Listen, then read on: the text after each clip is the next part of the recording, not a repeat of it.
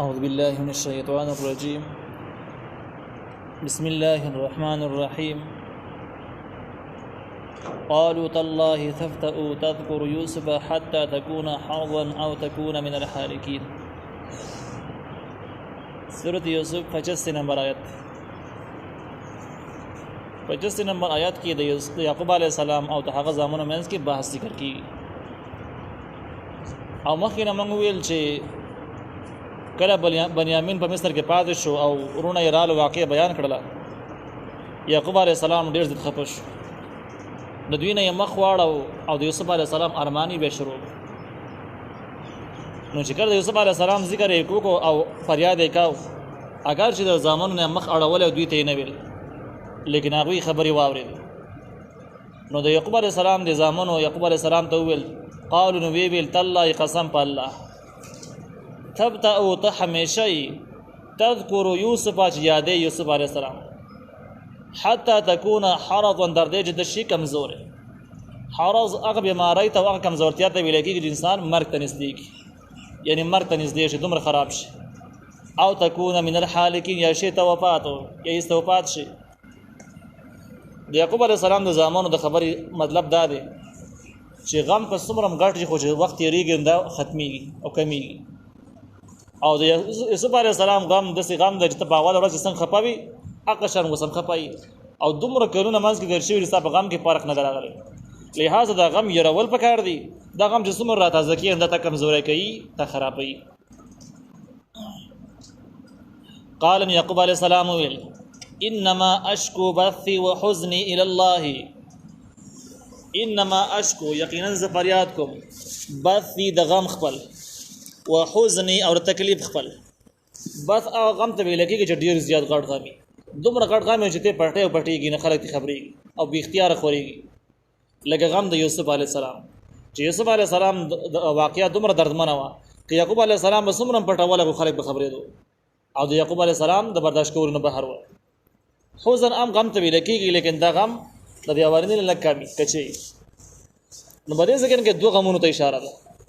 بس وی کې غم د یوسف علیه السلام ته اشاره ده، ټول نه غټ غم،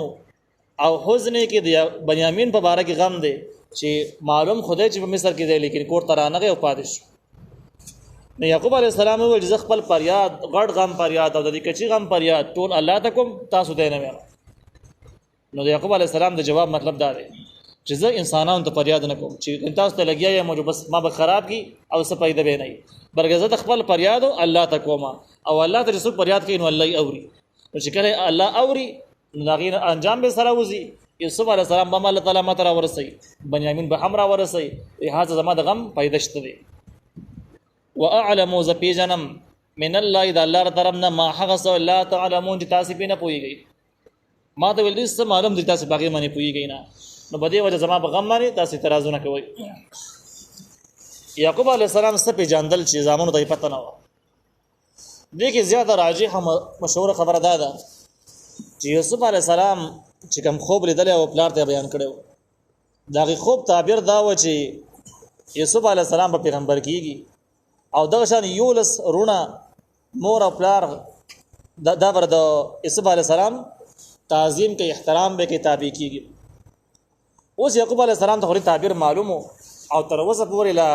یوسف علیه السلام هم ورک دی او بنیامین هم ورک دی. چې دا ورک شي او را پیدا نه شي د خوب تعبیر به څنګه ښکاره کېږي، څوک به پیغمبر کېږي، او یو ستوري به د کوم ځای نه را پیدا کېږي چې بنیامین پکې نه وي، او یعقوب علیه السلام چې پکې نه وي، او دغه شان ده کې د یوسف علیه السلام مور چې پکې نه وي، نو بیا به دا سپوږمۍ او نور به د کوم ځای نه پیدا کېږي، تعبیر به څنګه رښتیا کېږي. نو یوسف علیه السلام باره کې د یعقوب علیه السلام فکر دا و چې دغه خوب به یو ځل خامخا رښتیا کېږي، یو ورځ به داسې راځي چې موږ به الله تعالی را یوځای کوي، او دا به داسې ورځ چې یوسف علیه السلام پکې پیغمبر وي. خدا د دې وضاحت زامنو ته ونه کړو، خو ورته یې وویل چې بس ما ته هغه څه معلوم دي چې تاسو ته معلوم نه دي، یعنې زموږ را یوځای کېدل یو پیری یقیني دي، خامخا به را یوځای کېږو. ځینې علماو لیکلي دي چې الله تعالی اسرائیل علیه السلام د سره مخامخ، او اسرائیل علیه السلام د یعقوب علیه السلام سره ملاقات وشي. یعقوب علیه السلام دې تپوس وکړو چې تا یوسف علیه السلام نه روح اخیستی؟ هغه ورته ویل نه، ما یوسف علیه السلام نه روح نه دی اخیستی. د هغې نه بعد یعقوب علیه السلام ته پته ولګېدله چې یوسف علیه السلام بیخي ژوندی دی، چې ته محفوظ ناست. ځینې علماء لیکلي چې دا الله تعالی په خوب کې د الهام په ذریعہ باندې خودري بهر الار یو قول چې راواخلي لیکن د خوب ولا واقعیت بيخي یقیني او ثابته واقعیت ده دینه معلومات کې دي چې یعقوب علی السلام ته څه معلومو چې هغه زمونږ ته پته نه و یعقوب علی السلام په دې باندې پوهېدو چې موږ یو ځل یو ځای کېږو او دا به د زمانه یوسف علی السلام په پیغمبري یو لس بیرونه او دا شان نبی یعقوب علی السلام یو یعقوب علی السلام سره زنانه او دا په دې ورځ ما دا ملاقات کیږي یا بني يذهبوا ای زامن لاړ شي دوباره می سره لاړ شي فتحسسوا نو خ معلومات وکي می یوسف د یوسف علی السلام او اخیه د هغه د ورور یعنی بدریم زمانه یعقوب علی السلام خپل زامن بیا ولېګل او د څنګه کې سوالات دادي چیرې بنیامین خو واقعي چې په مصر کې پاتې الته کې بادشاہ سره پاتې شو خبره صحیح راغله لیکن یوسف علی السلام په کنعان کې ورک شو او د کنعان نه بیا خو درک نه لګید چې په کوم طرف باندې تللی دی د مرګ ژوند خبرې نه لیکن یعقوب علی السلام وایي چې مصر ته لاړ شي غون مصر ته لاړ شي الته وګورئ دې کې څه حکمت ته او څه فلسفه او یعقوب علی السلام به دې ویلي چې تاسو مصر ته لاړ شي الته کې بنیامین وګورئ معلومات یې وکړي واپس راشي به یوسف علی السلام وګورئ په بلزګین کې وګورئ د سیونه ویل ول غون لاړ شي مصر ته بیرته هغه ځین کې د بنیامین معلومات هم کې د یوسف علی السلام معلومات هم د دې وجه شکم دا مفسرین دا نقل کړي د چې یو وجه دا د شکل یو کار الله تعالی کوي سر ته رسي دغه د لپاره قدرتي اسباب پیدا کیږي الله تعالی ول اسباب را پیدا کوي ګوره مخکې د یوسف علی السلام را پیدا کېدل او د یعقوب علی السلام سره ملاقات الله ته منظور نه نو چې کله یوسف علی السلام ورک شو یعقوب علی السلام هیڅ ونه وجه په سلاړ شي وی ګوره دا خبره ذهن کې رانه په خپل بس ونه و دا خبره په ذهن کې الله را نه وستا ځکه الله ته منظور دا وجه ته په الحال یوسف علی السلام نه ملاويږي دغه الله تعالی تقدیری په سره دا ټول یو ځای کوي چې راځي کوي نو یعقوب علی السلام په ذهن کې واچول چې مصر تلاړ شي الته وګورئ او دغه څه واقعي د مصر کې یوسف علی السلام موجودو نو دا یو تقدیری په سره و چې کله الله تعالی یو کار سره ترسي هغه شان کې خبري په ذهن کې راولاړ کی هغه شان کې اسباب ته برابر کې وغه شان ته کار وشي دویم جواب چې کوم د تفسیر قرطبي دا نقل کړی دی چې کله د زامنو یعقوب علی السلام ته د عزیز مصر واقعیا بیان کړه چې عزیز مصر دومره محترم سړی دی دومره درون سړی دی ښه سړی دی او بیا هغه بارونه او کلاب له باغ خپل سرمایه به کې بیرته بیا مونږ درجه واپس شوی و د دې خبرونه یعقوب علی السلام ته یو اندازه لګېدلی و چې عزیز مصر ته دا کسان زمنګ پر یاد وکي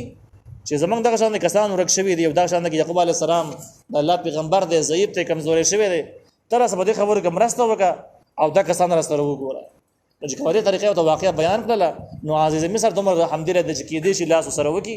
بنیامین متوالک يهودا مو واپس راشي یوسف علی السلام په کتل کې سره هم لاس وکي نو د دقه زګین نه د یعقوب علی السلام یو تم امید پیدا شوی دا دوه خبرې ممکن دي چې هم دغه شانت کې شوی نو یعقوب علی السلام زامن ته ویل چې لاړ شي په تحسسو نو خولټوي می یوسف علی السلام واقعي د غورور نه مراد بنیامین دی ځکه یهودا په خپل مرزه باندې پاتې شو هغه ورک نو دغه قتل ضروری نه تحسس چې کوم دی په تحسسو د معلومات په حواس سره کول سترګې غوګونه زړه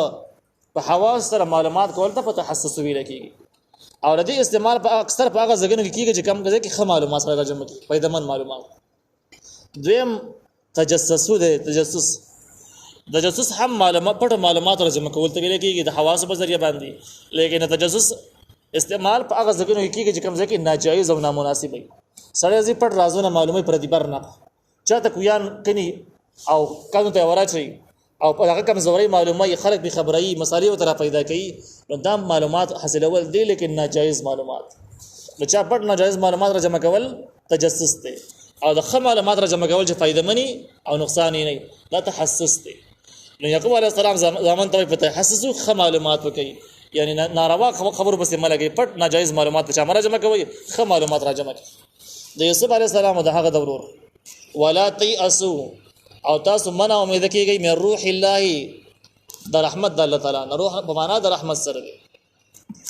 د الله تعالی د رحمت نه منع امید کیږئ چې یاره بس ډېر زمانہ وشو نه پیدا کیږي نه کیږي د خبره مکوئ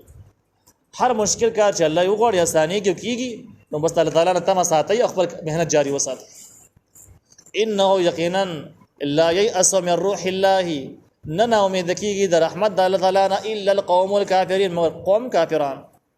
قوم الكافرون کافر قوم ته نه امید کیږي ځکه هغه تقدیر نه مني. هغه ټول یقین په اسباب باندې ښکارا اسباب چې کله نه موجود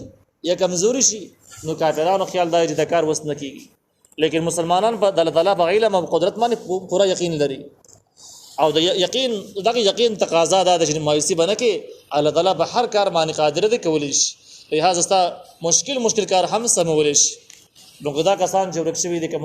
کار باندې ډېر مشکل معلومیږي لیکن د الله تعالی په قدرت کې دنه د ممکن دی او آسان دی دا به وشي.